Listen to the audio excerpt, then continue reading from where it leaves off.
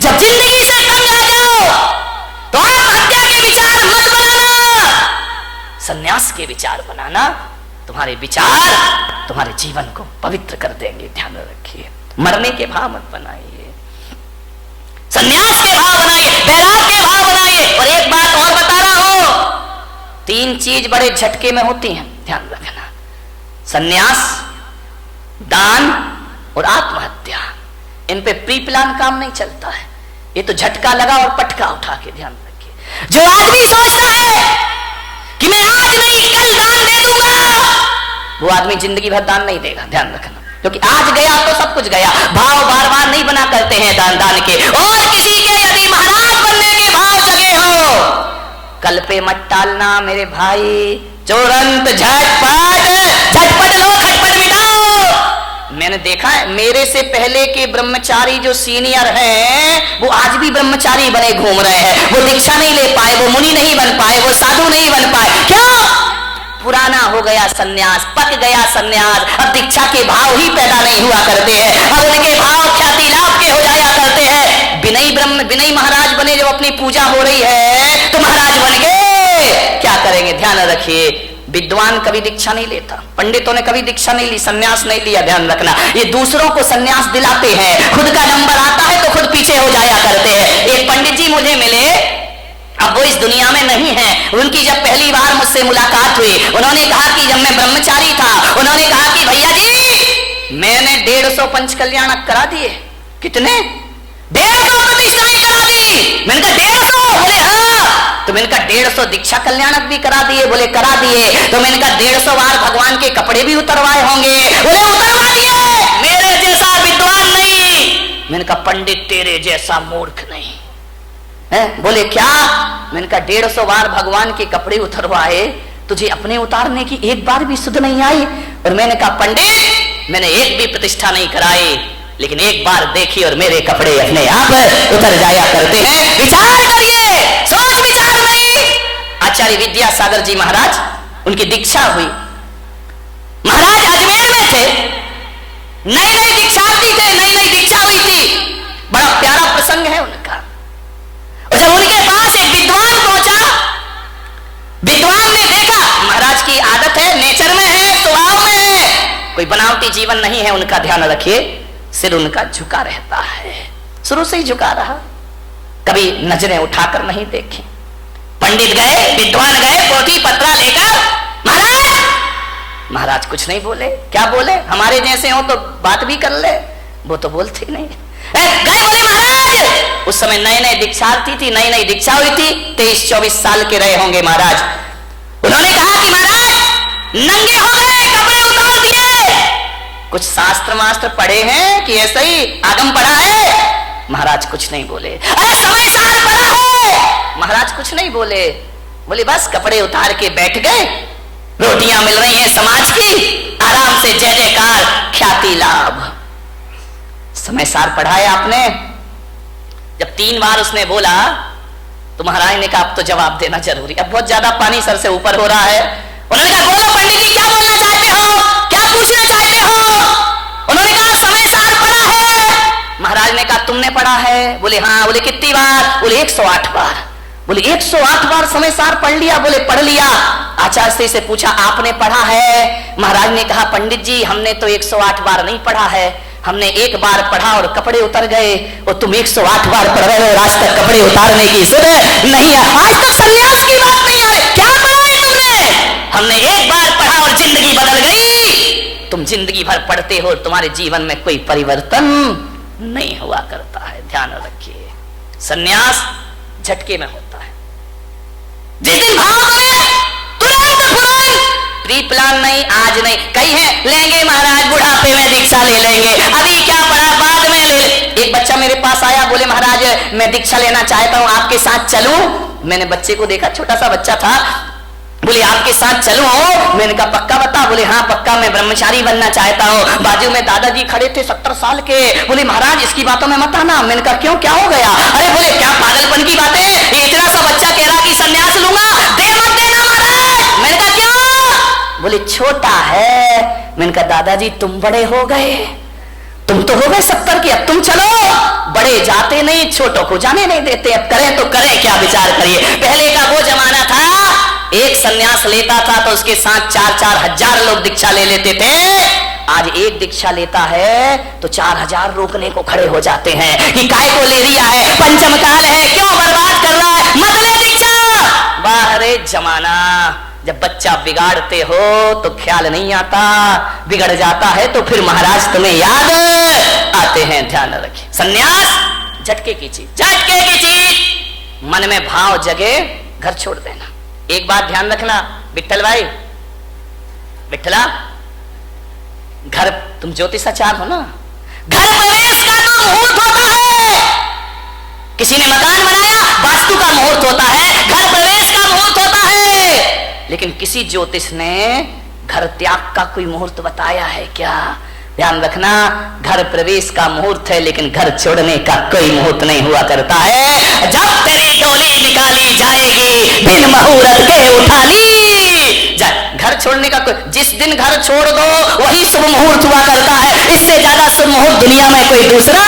सन्यास के भाव आए, तुरंत ले लेना, देर मत करना, कल पर मत टालना, आज ही कर लेना, अभी कर लेना, छोड़ देना घर। ध्यान रखिए, मान्यवर।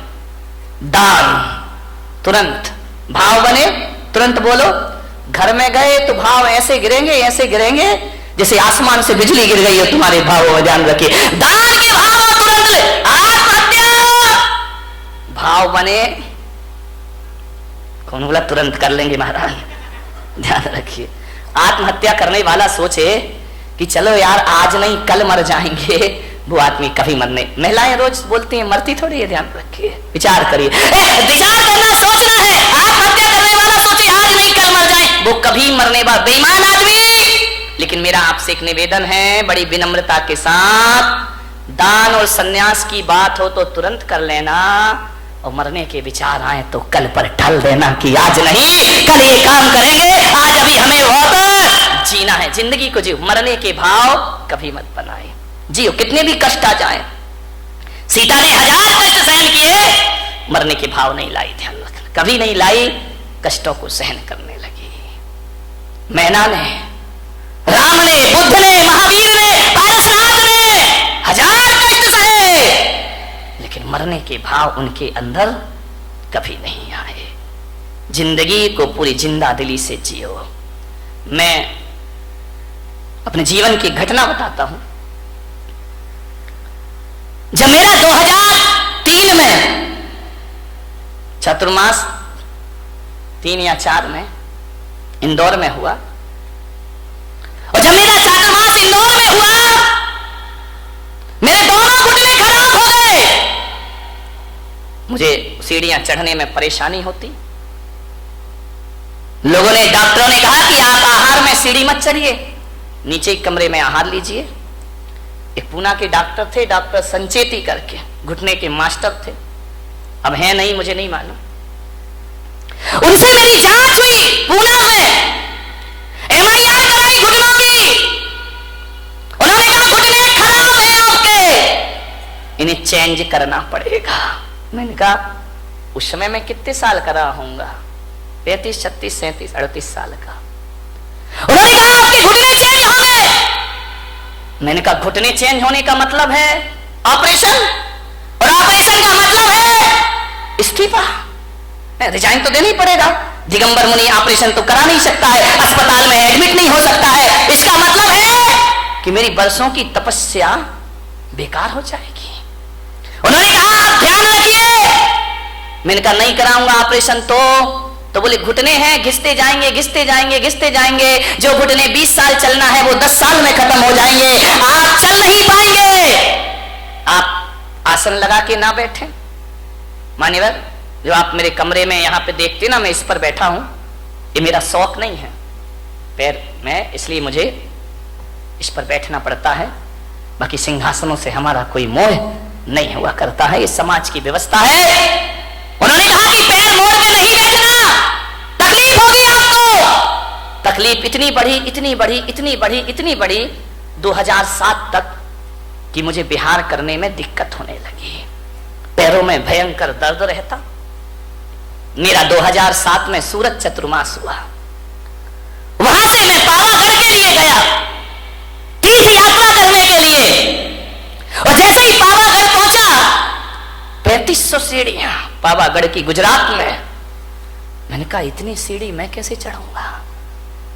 तो मैंने विचार किया कि कल सुबह भक्ति करके पाठ करके मैं जाऊंगा पावागढ़, नीचे वाली सीढ़ी पे खड़ा होकर उस तीर्थ की वंदना कर लूंगा। मेरे पैरों में इतनी ताकत नहीं है। मैं गया, जैसे गया पहली सीढ़ी चढ़ा, मेरे भीतर से मन ने कहा जब लौटना नीचे ही से है तो 2 सीढ़ी और चढ़ लो, 3 और चढ़ लो, 10 चढ़ लो, जितनी चढ़ सको उतनी चढ़ो, वंदना का पुण्य अपने आप को प्राप्त होगा। मैं धीरे धीरे 10 सीढ़ी, 20 सीढ़ी, 25 सीढ़ी चढ़ा, यहां तक तो मैं चढ़ ही सकता था। मैं चढ़ा, मैंने कहा जहां तक बनेगा मैं चलूंगा। मैं गया, मैंने क्या देखा, एक छोटी सी बच्ची हाथ में चावल लिए, 5-6 साल की बालिका होगी, वो मेरे आगे आगे चल रही। मैं खड़ा हो गया, बच्ची ने कहा आओ महाराज। रुक क्यों गए? मैंने कहा बेटा मैं नहीं चढ़ पाऊंगा ये पहाड़। अरे बोले आओ महाराज कोई दिक्कत नहीं है, मैं चल रही हूं ना। छोटी सी बच्ची तुतलाते हुए बोली मेरे पीछे पीछे आओ। मैंने कहा वाह रे, सारी दुनिया मेरे पीछे चलती है, ये बच्ची कह रही मेरे पीछे पीछे आओ। मैंने कहा चल बेटा मैं चलता हूं। चलते गए, बोले आओ महाराज आओ। बच्ची हाँ खेलते खेलते सीढ़ियां चढ़ती गई, मेरे पीछे, मैं उसके पीछे पीछे चला गया। जैसे ही गया मेरे मन ने कहा कि बच्ची क्यों नहीं घबरा रही है 3500 सीढ़ियों से, मैं क्यों घबरा रहा हूं 3500 सीढ़ियों से। मैंने सोचा, चिंतन करते रहा चढ़ते चढ़ते। मैंने कहा मैं क्यों भयभीत हूं और ये क्यों भयभीत नहीं है। मैंने कहा शायद मैं इसलिए डर रहा हूं कि मुझे मालूम है 3500 सीढ़ियां चढ़ना है, और इस बच्ची को नहीं मालूम है कितनी सीढ़ियां चढ़ना है। ये जो भय है, ये डर है, मेरी सोच का डर है, मेरे शरीर का डर नहीं है। मैंने कहा ये बच्ची है, ये नहीं सोच रही कि अज्ञात भय नहीं है इसको, आगे क्या होगा ये बच्ची नहीं जानती है, वर्तमान में जीती है, ये चढ़ने का आनंद ले रही है, इसे नहीं मालूम पहाड़ कितने ऊंचे हैं। मैंने कहा चलो, जब एक 5 साल की बच्ची चल सकती है तो मैं क्यों नहीं चल सकता हूं, मैं भी चढ़ूंगा। लेते गई वो बच्ची, महाराज आइए पधारिए। छोटी सी बच्ची, मैंने माँ बाप से कहा इसे गोद में ले लो, बोली नहीं मैं पैदल चलूंगी। महाराज पैदल चल रहे हैं, 5 साल की बच्ची, मैं भी पैदल चलूंगी। अरे मैंने कहा बच्ची तू मुझे देख के पैदल चल रही है और मैं तुझे देख के पैदल चल रहा हूं, आप दोनों एक दूसरे को देख चलते गए। चल आपको विश्वास नहीं होगा, 2 घंटे में मैंने और बच्ची ने 3500 सीढ़ियां चढ़ ली उन पहाड़ की। जो कभी 2nd फ्लोर में आहार में जाना नहीं चाहता था, 3500 सीढ़ियां चढ़ी। किससे चढ़ी मेरे भाई? ना कोई मंत्र, ना कोई ताकत, ना कोई शक्ति, हौसले बुलंद रखिए। मैं वहां पर चढ़ा, शाम के वक्त रात्रि विश्राम वहीं हुआ और सुबह ऐसे उतर के आ गया।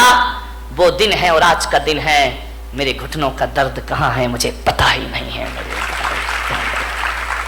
कोई दर्द नहीं है। ये बात अलग है कि दोनों हड्डियों के बीच का गैप कम हो गया, लेकिन आज भी भाई साहब मैं अपने हौसलों के दम पर 20-30 किलोमीटर भी चलने की ताकत अपने अंदर रखा करता हूं। किससे जी जाती है जिंदगी? हौसलों से जी जाती है, ध्यान रखना। पंखों से उड़ान नहीं होती है, परिंदा हौसलों से आकाश उड़ा करता है। ध्यान, हौसले बुलंद रखिए, नर्वस मत होइए अपनी जिंदगी में। कितना भी कुछ लुट जाए, कितना भी कुछ चला जाए, हौसले बुलंद रखिए। गुजरात के भूकंप में 8-8 दिन के बाद दबे हैं लोग, तो भी जिंदा निकल आते हैं। ध्यान रखिए, जो जिंदा निकल आते हैं वो फिर से अपनी दुनिया बसा लिया करते हैं मेरे भाई। एडमंड हिलेरी का नाम सुना होगा। 1952 में वो एवरेस्ट की चोटी पर चढ़ने को तैयार हुआ, चढ़ा, असफल हुआ, गिरा, सफलता प्राप्त नहीं हुई, निराश नहीं हुआ, फिर चढ़ूंगा, फिर करूंगा, फिर लड़ूंगा जिंदगी से। देखता हूं जिंदगी कितना मुझे परास्त करती है। एक जगह लंदन में किसी सभा में उन्हें आमंत्रित किया गया, दीप प्रज्वलन उनसे कराया गया। सभा में वो आमंत्रित हुए और जहां पर वे पहुंचे स्टेज पर, वहां हिमालय का एक चित्र लगा हुआ था। उस हिमालय को चित्र देखकर हिलेरी ने अपनी मुट्ठियां बांध ली। जब जब हिमालय का ख्याल आता उसने मुट्ठियां बांध ली कि तू क्या सोचता है कि तू जीतेगा, मैं हारूंगा? नहीं, अब देखना, एक बात याद रख हिमालय पर्वत, एक बात याद रखना, तू बड़ा नहीं हो सकता, मेरे हौसले हर बार बड़े होंगे। ध्यान रखना, मैं एक दिन जरूर तेरी चोटी पर पहुंचूंगा। तू तो उतना का उतना ही रहेगा, इससे बड़ा तो नहीं हो सकता। तेरी चोटी इससे ज्यादा ऊपर तो नहीं जा सकती है, लेकिन मैं, मेरे हौसले, मेरे जज्बात इससे ज्यादा ऊपर जा सकते हैं। और 29 मई 1953 को उसने हौसले में वो जान भरी कि एवरेस्ट की चोटी पर पहुंचने वाला पहले व्यक्ति का खिताब उसने प्राप्त कर लिया। मेरे भाई, आप क्या सोचते हैं कि हाथ पैरों से कुछ होता है? जिंदगी हौसलों से चला करती है, चट्टान को तोड़ दिया करता है। भगवान जरा ये बताओ कि लोहे से भी ज्यादा शक्तिशाली कोई है क्या? भगवान महावीर ने कहा, हां, लोहे से भी ज्यादा शक्तिशाली अग्नि हुआ करती है, जो लोहे को पिघला करके रख दिया करती है। तो भगवान जरा इतना और बता दो कि अग्नि से ज्यादा शक्तिशाली इस धरती पर कोई है? तो महावीर ने कहा, धरती अग्नि से ज्यादा शक्तिशाली पानी हुआ करता है, जो आग को बुझा के रख दिया करता है। तो भगवान फिर इतना और बता दो, पानी से ज्यादा शक्तिशाली कौन होता है इस धरती पर? तो भगवान महावीर ने कहा, पानी से ज्यादा शक्तिशाली आदमी का संकल्प हुआ करता है, आदमी के हौसले हुआ करते हैं। बोले हौसलों से बड़ा कुछ होता है? तो महावीर ने कहा, संकल्प से बड़ा इस धरती पर कुछ नहीं हुआ करता है। और संकल्प में वो ताकत होती है कि पानी को पाताल से निकालने की ताकत आदमी के संकल्प में हुआ करती है। ध्यान रखिए।